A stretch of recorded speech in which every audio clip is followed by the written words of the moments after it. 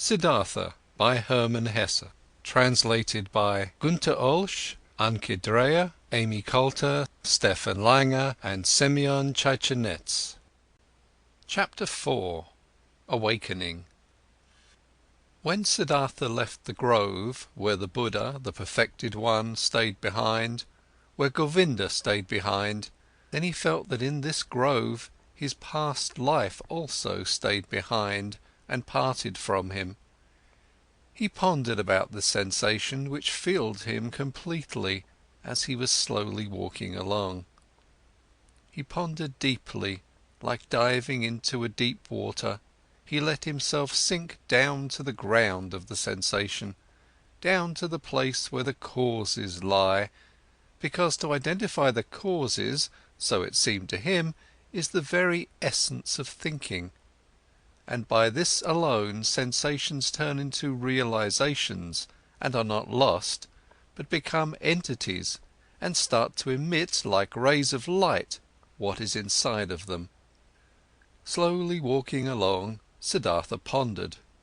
He realized that he was no youth anymore, but had turned into a man. He realized that one thing had left him, as a snake is left by its old skin. That one thing no longer existed in him, which had accompanied him throughout his youth and used to be a part of him, the wish to have teachers and to listen to teachings. He had also left the last teacher who had appeared on his path, even him, the highest and wisest teacher, the most holy one, Buddha. He had left him, had to part with him, was not able to accept his teachings. Slower, he walked along in his thoughts and asked himself, what is all this, what you have sought to learn from teachings and from teachers, and what they, who have taught you much, were still unable to teach you? And he found, it was the self, the purpose and essence of which I sought to learn. It was the self I wanted to free myself from, which I sought to overcome. But I was not able to overcome it, could only deceive it, could only flee from it, only hide from it. Truly, no thing in this world has kept my thoughts thus busy as this, my very own self, this mystery of me being alive, of me being one and being separated and isolated from all others, of me being Siddhartha. And there is no thing in this world I know less about than me, about Siddhartha. Having been pondering while slowly walking along, he now stopped as these thoughts caught hold of him, and right away another thought sprang forth from these, a new thought, which was, that I know nothing about myself, that Siddhartha has remained thus alien and unknown to me. That I know nothing about myself, that Siddhartha has remained thus alien and unknown to me, stems from one cause, a single cause. I was afraid of myself. I was fleeing from myself. I searched Atman. I searched Brahman. I was willing to dissect myself and peel off all its layers to find the core of all peels in its unknown interior, the Atman, life, the divine part, the ultimate part. But I have lost myself in the process. Siddhartha opened his eyes and looked around. A smile filled his face, and a feeling of awakening from long dreams flowed through him, from his head down to his toes. And it was not long before he walked again, walked quickly, like a man who knows what he has got to do.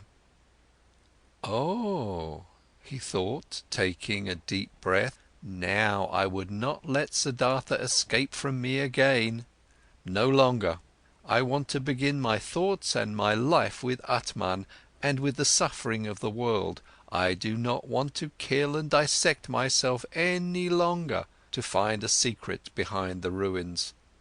Neither Yoga Veda shall teach me any more, nor Atharva Veda, nor the ascetics, nor any kind of teachings. I want to learn from myself, want to be my student, want to get to know myself, the secret of Siddhartha. He looked around as if he was seeing the world for the first time. Beautiful was the world, colourful was the world, strange and mysterious was the world.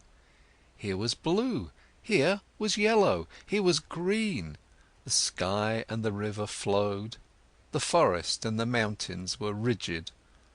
All of it was beautiful, all of it was mysterious and magical, and in its midst was he, Siddhartha, the awakening one, on the path to himself.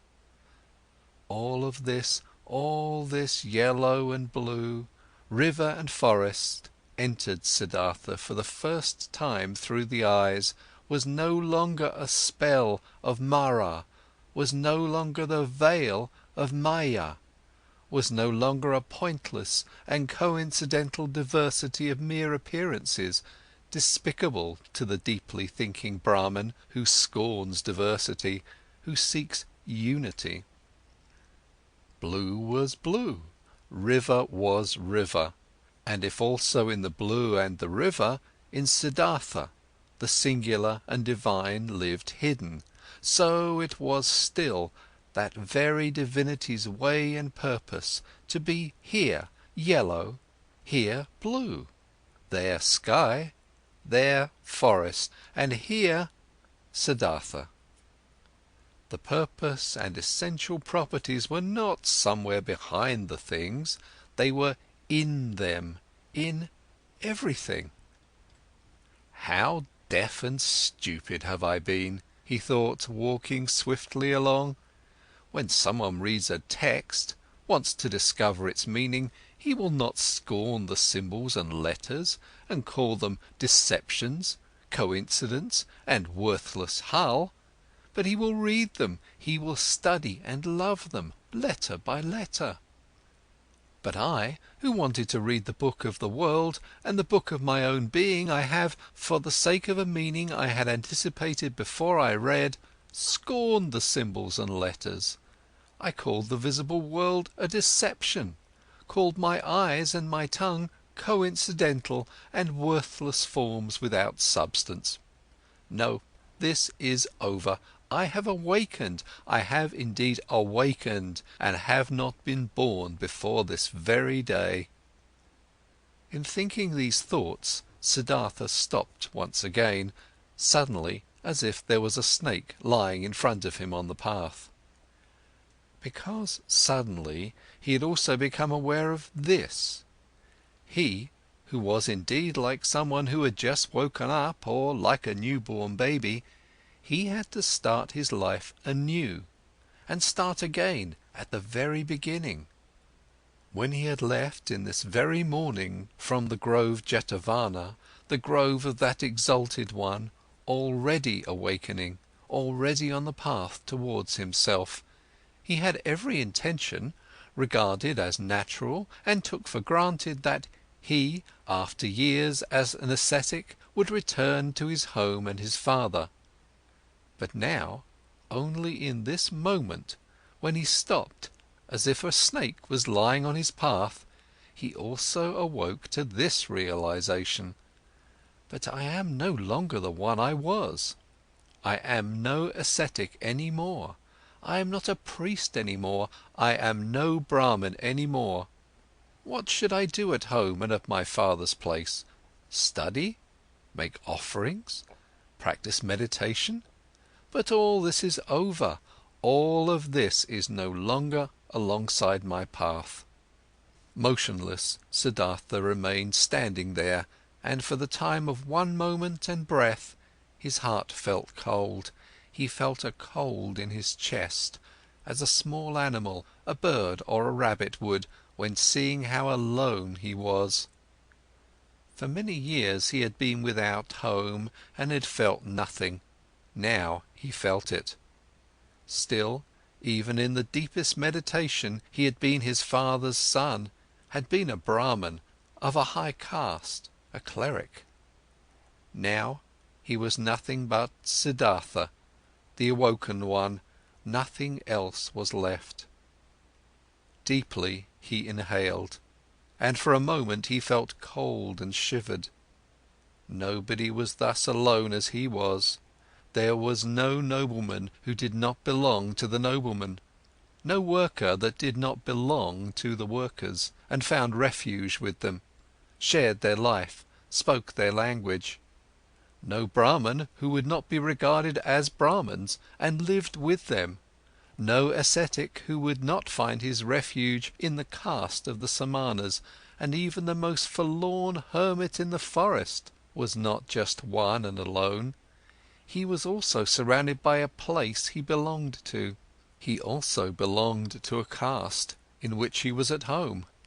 Govinda had become a monk, and 1,000 monks were his brothers, wore the same robe as he, believed in his faith, spoke his language. But he, Siddhartha, where did he belong to? With whom would he share his life? Whose language would he speak? Out of this moment, when the world melted away all around him, when he stood alone like a star in the sky, out of this moment of cold and despair, Siddhartha emerged, more a self than before, more firmly concentrated.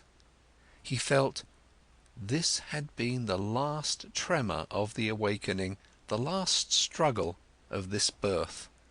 And it was not long until he walked again in long strides, started to proceed swiftly and impatiently, heading no longer for home, no longer to see his father, no longer back. End of chapter 4.